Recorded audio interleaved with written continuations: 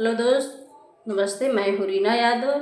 मेरे चैनल पे आप लोग का स्वागत है। और आज मैं लेके आई हूँ विवाह रात्रि गीत। ये विवाह रात्रि में गाया जाता है, जब लगन जगाया जाता है तब ये गीत गाया जाता है।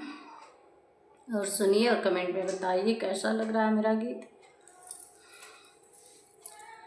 कवनी तरैया पापा मिला से धूमिल, कवनी तरैया चटकार, कवनी तरैया पापा मिला से धूमिल, कवनी तरैया चटकार, कवनी तरैया पापा उगे मड़वे भीतर, होई जाला धर्म बिया, कवनी तरैया पापा उगे मड़वे भीतर, होई जाला धर्म बिया, छोटकी तरैया बेटी उमिला से धूमिल, बड़की तरैया चटकार, छोटकी तरैया बेटी उमिला से धूमिल, बड़की तरैया चटकार,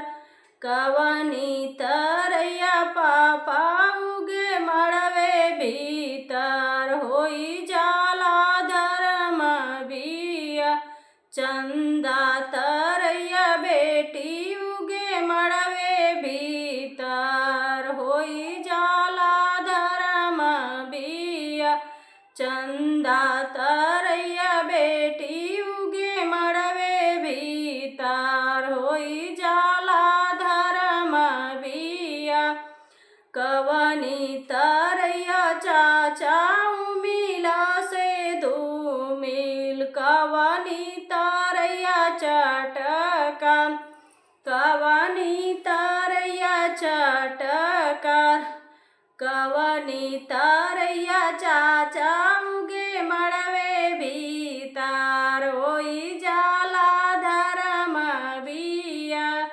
कवनी तरैया चाचा उगे मड़वे भीतर, होई जाला धर्म बिया, कवनी छोटकी तरैया बेटी उमिला से धूमिल, बड़की तरैया चटकार, चंदा तरैया बेटी उगे मड़वे भीतर, होई जाला धर्म बिया, चंदा